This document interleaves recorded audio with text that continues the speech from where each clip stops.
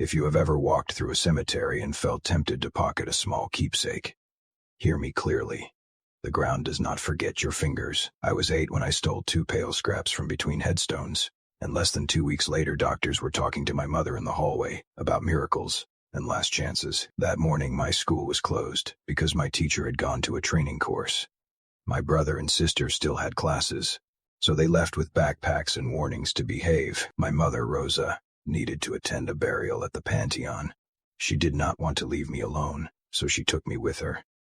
The cemetery sat on the edge of town where the pavement gave way to dust. The air smelled of damp stone, candle smoke, and lilies that had started to sour in their plastic vases. Adults stood in a loose circle around an open grave, murmuring prayers and shifting their feet on gravel.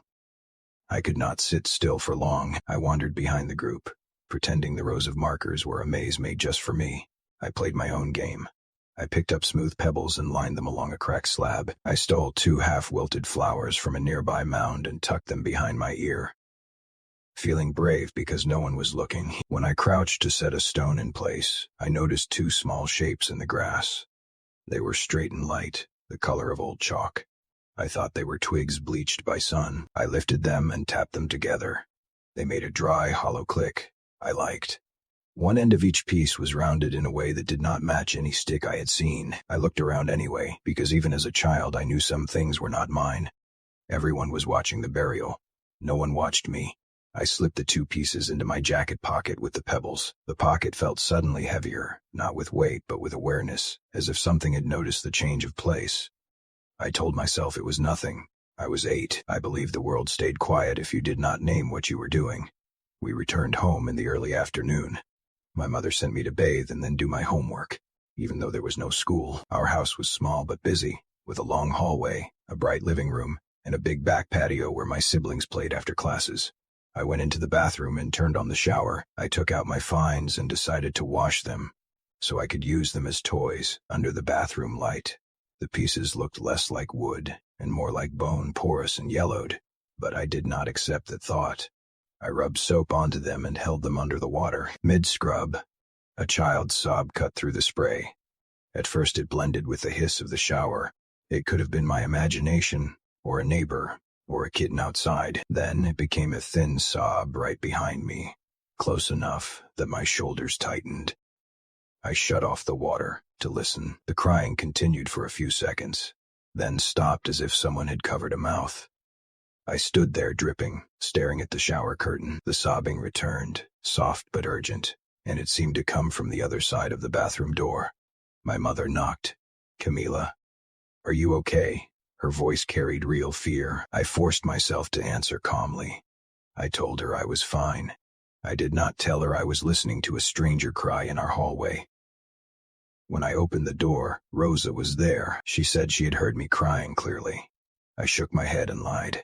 I said it was the water, the echo, anything. She watched me with a strange expression, then told me to get dressed and start my homework. In my bedroom, I hid the 2 pieces in the back of my closet behind folded blankets. I sat at my desk and began copying sentences into my notebook. Sunlight fell in a bright stripe across the page. I tried to focus on the neat shapes of letters. A few minutes later, I heard footsteps running down the hallway toward my door. The steps were fast and light, like a child in socks. They stopped right outside, so close I expected the doorknob to turn. It never did. I opened the door anyway. The hallway was empty. The house was quiet except for the clink of dishes in the kitchen. I told myself sound traveled oddly. I told myself my ears were still full of shower noise. I went back to my desk. My hand cramped. I set my pen down and exhaled. The page in my notebook lifted, then flipped over. Another page followed, then another. Slow, steady, careful, like someone reading my work. The window was closed. The air in the room was still. My skin prickled. I shoved back my chair and ran to the kitchen, grabbing my mother by the sleeve. Rosa followed me to my room and watched the desk. Nothing happened. She checked the window latch and said it must have been a draft. She stayed beside me for several minutes, asking me to write while she watched. With her there, the room behaved. When she left, the closet behind me made a soft sound, like fabric settling. I turned. The closet door had not moved. but the seam where it met the frame looked darker than the rest of the room, as if the darkness inside were pushing outward. A whisper slid through that thin line, wet and close, carrying the smell of soil. Put them back. I did not open the closet. I did not touch what I had hidden. I sat very still until my mother called me for a snack.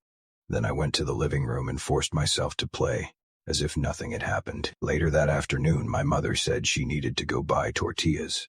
She would be gone only a few minutes. She crouched and held my face gently between her hands. "Do not answer the phone," she said. "Do not open the door for anyone. If someone knocks, ignore it." Her eyes were serious in a way I did not understand yet. Then she left. The front door shut with a small final click. The house felt larger the moment she was gone. I was on the floor with my dolls when the television snapped on without anyone touching it. We did not even have a remote then. You had to twist the knob with effort. The screen flashed to life and filled the room with talk show voices. I froze, waiting for footsteps, waiting for laughter, waiting for someone to admit it was a prank. No one came. The hallway stayed empty. I approached the television with my heart pounding and turned it off. As soon as the screen went black, the phone started ringing. The ringing was sharp and relentless. I remembered Rosa's warning and kept my hands away. The ring did not stop. It continued as if it had its own will. My patience snapped. I grabbed the receiver and lifted it, not to speak, but to silence the bell. I did not say hello. I set the receiver down on the table with the line open. At first there was only static. Then, a voice crawled out of the speaker, low and warped, as if coming through soil. I could not make out words, only strained syllables and wet breathing. My mouth filled with a metallic taste. The breathing stopped. A scream tore through the line, so loud and sharp that my vision flashed white. I jerked back and the receiver crashed to the floor. The sound seemed to keep going inside my head even after the line went quiet. I backed away until my shoulders hit the wall. I could not stop shaking. I did not go near my bedroom. I stayed in the center of the living room, as if the corners were dangerous. When my mother returned with my brother Ivan and my sister Daniela, I threw myself into her arms. Words came out in a rush. The television, the phone, the scream. Ivan tried to look brave. He checked the cords in the outlet, as if electricity could explain a voice. Rosa hugged me hard and said I was overtired. She said taking me to the Pantheon had frightened me more than she realized. She gave me a bitter herbal dropper she used for nerves and made me drink it. Gradually my shaking slowed. The afternoon moved on. Near sunset, when my siblings suggested we play hide and seek, I wanted to refuse. I did not want to be alone in a dark corner again, but they insisted, and I did not want to be called a baby. Ivan counted with his face to the wall while Daniela and I ran. Our house had a long wooden cabinet in the living room, tall enough to hide behind. I slipped into the narrow space between it and the wall, knees drawn up, holding my breath. Minutes passed. The game noise drifted farther away. I began to think they had forgotten me. Then, something touched my right shoulder. It was not a brush of air. It was a clear press. Fingers splayed, weight added, and then removed. I snapped my head to the right. There was nothing beside me, but the space felt occupied, thick and close. I scrambled out and ran, no longer playing. Daniela called after me, annoyed. Ivan laughed. I did not stop. That night I slept in the same room as Daniela. That night, footsteps sprinted tight circles around my bed. The steps were quick and light, looping around the room, close enough that the floor seemed to vibrate. I sat up and looked at Daniela. She was asleep, breathing evenly. The footsteps continued. Then they stopped. A strip of moonlight fell across the standing mirror. In it I saw a small shape crouched behind me. The head looked too large for the body. The shoulders were hunched. The face was wrong. Like a mask left in water, features blurred and stretched. I turned my head to look behind me. There was nothing. I looked back at the mirror. The shape was still there. Its mouth opened as if to cry, but no sound came from the glass. The crying returned inside my skull instead, a thin sob that made my teeth ache. I screamed for my mother. Rosa burst in and switched on the light. In the bright room, the mirror showed only us and the beds and scattered toys. My mother told me it was a nightmare. She tried to calm me, but I could not stop shaking. She took me to her bedroom and let me curl against her side. From that night on, sleep came in scraps. I woke crying, convinced the mirror was waiting. My mother covered the mirrors with blankets, but even then I did not trust the dark shapes under fabric. Rosa turned, finally, to the church. She called Padre Julian. He arrived one afternoon, calm and certain, carrying a small bottle of holy water. He walked through our rooms, sprinkling doorways and corners, praying aloud. He told my mother that fear sometimes invited what it feared, and that we should stay close to sacraments. When he placed his hand on my head, his palm was warm. The water on my forehead was cold. For the first time in days I felt my chest loosen. For several nights after, I slept through until morning. My mother smiled again. Ivan teased me gently, saying the priest had scared the ghost away. Daniela rolled her eyes and said I had been watching too many scary movies. The next weekend, my mother lifted the quilt that covered the mirror so she could fold it. Sunlight spilled across the glass. For a heartbeat, it looked harmless. Then the quilt, still in her hands, bulged outward from the center as if something pressed from behind. The fabric rose into the shape of a small palm. My mother froze. The quilt slipped from her fingers and hit the floor. Behind my ear, a voice whispered, too steady to be a child. I do not need glass to watch you. That was the moment my mother stopped pretending it was only nightmares. The following Saturday afternoon was bright and normal enough to feel safe, which made what happened worse. Ivan and Daniela were in the back patio playing, while my mother moved between the kitchen and laundry. I sat on the swing set because it let me see the yard and the doorway at the same time. I asked my siblings to push me. They ignored me and kept playing. I dragged my toes to rock myself, pretending I did not care. Something drove the swing from behind with steady force. I smiled at first, convinced one of them had changed their mind. I looked behind me. No one was there. The swing surged forward again, harder. Then harder still. The chains squealed. My stomach lifted as I rose higher. I tried to stop by digging my heels into the dirt, but another shove launched me even higher, as if someone strong wanted me airborne. Panic turned my mouth dry. There was no wind. There was no prank. There was only a timing that felt chosen. I let go. I hit the ground on my right side.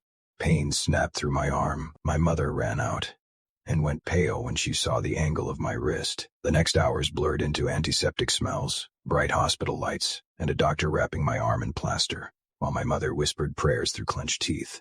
The cast was heavy and itchy. The fear was heavier.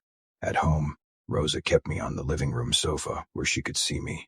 If she stepped away, even to the sink, panic rose and I screamed. I could not stop it. I did not trust any corner without her eyes on it. My siblings complained I was acting strange. My mother snapped at them to be quiet, and her sharpness frightened me because it meant she was scared too.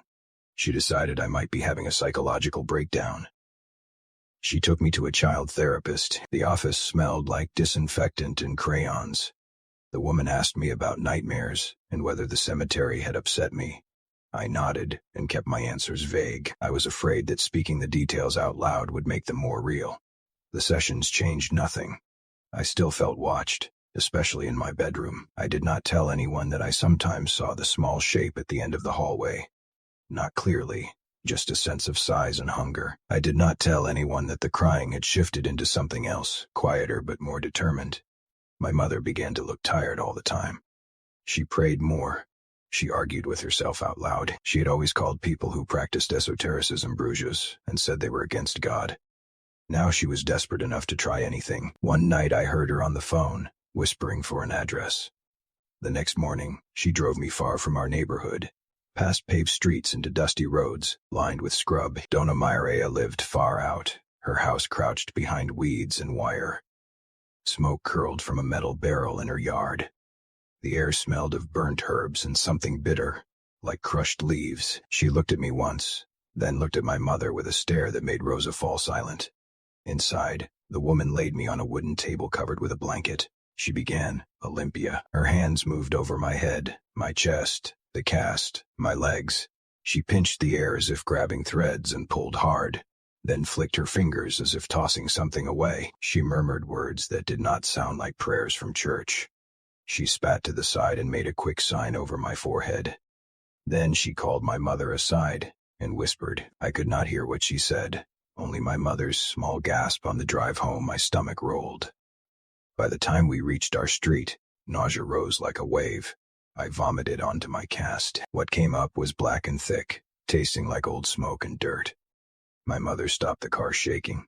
She stared at the dark mess on white plaster and looked like she might faint. That night the presence returned heavier, angry. I heard running in the hallway again, but the steps no longer sounded playful.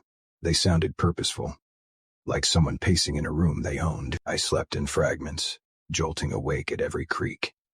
My mother argued on the phone with a friend. I heard her say that the Olympia had made me worse. I heard her say she would not go back. Then her voice dropped, listening, and whatever she heard made her agree to return. Dona Maria did not look surprised when we arrived the second time. She said what was near me was not only a lost soul. It wanted harm. She gave my mother a bottle of sharp-smelling liquid and told her to spray every corner of the house, especially my room, and to keep me close. The cleaning began the moment we got home. My mother moved like she was putting out a fire.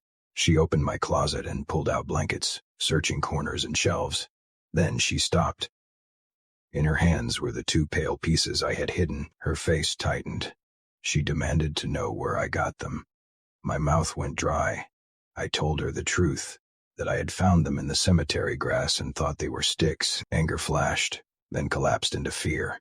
She pressed her fingers to her lips and whispered that you do not bring parts of the dead into a house. She wrapped the pieces in a handkerchief and sealed them in a plastic bag. She carried the bag to the back patio and left it against the far wall, as if distance could make it safer. That night, voices lifted from the patio like an argument carried on the wind. They were not clear words, only urgent, furious sounds. Layered, as if more than one throat spoke at once. The tone was offended, accusing. Even Ivan heard it. Daniela hid under her blanket. My mother stood in the hallway gripping her rosary so tightly the beads bit into her skin. In the morning, Rosa drove me back to Dona Maria with the bag. The old woman stared at it and asked what my mother had brought. When she saw the handkerchief inside, her calm snapped. She said this was the cause. I had not only taken bones, I had taken a bridge. She explained palería in language my child mind barely understood, but my body reacted to anyway. People who practiced black work, she said, profane graves to take specific bones for rituals, to raise a dead spirit as a tool. Not every bone served, so some were discarded. If the dead had not been asked, if permission had not been given, the spirit could cling to whoever touched what belonged to it. A scrap tucked into a pocket could lift a latch from the wrong side, and the opening would not want to shut. My mother asked if returning the bones would end it. Dona Maria said returning was necessary, but it would not erase what had already followed the trail home. She brought a cup of bitter brew and ordered me to drink. I refused until my mother nodded with pleading eyes. The liquid tasted like ash and weeds. Sleep dropped on me fast. In the darkness I saw a young man, not a child, standing in fog. Dirt streaked his face. He said his name was Adrian Valdez. He showed me flashes like broken film. A grave dug open, hands lifting bones, candles in a circle, powder made from what should never be ground. He said he had not agreed. He begged me to return what I had taken so he could lie still again. When I woke, my tongue was thick. I told my mother the name. Dona Maria nodded as if she had been waiting for it. She said we had to return the pieces to Adrian's grave, and I had to be the one to place them, so the path would close from the side that had opened it. We went to the cemetery office. The clerk told us to come back because records took time. Days later we returned and finally received the location, a neglected corner away from the newer graves. The grave looked abandoned. The headstone was cracked. The ground had sunk. A dark opening showed through broken concrete. I leaned to look and my mother yanked me back, her grip tight enough to hurt. She put the bundle in my lap. My hand shook. I unwrapped the handkerchief and dropped the 2 pieces through the opening. They hit something below with a dry clack and vanished. My mother told me to apologize. I whispered that I was sorry, that I had not known, that I would never take from a grave again. The air seemed to ease around us. My mother's shoulders lowered for the first time in days. On the ride home, Rosa said she felt as if she could breathe again. I wanted to believe her. That weekend my siblings spread blankets in the living room and begged to watch a movie late. My mother allowed it, exhausted, sitting on the sofa with her rosary still looped around her wrist, like a habit she could not break. The television flickered with harmless noise. Ivan told me to get popcorn. I stepped into the kitchen, and the temperature dropped instantly, like stepping into a freezer. My breath caught. The light seemed to thin. The corners deepened. I bent to grab a bowl in the far corner, near the lower cabinets. A presence waited, taller than me, darker than any shadow. It did not move like a person. It held still, the way a stain holds still. When it leaned forward, the air pressed against my eyes as if my skull was being squeezed. I screamed and dropped the bowl. It shattered. My family rushed in. I pointed hard, insisting it was there. They saw nothing.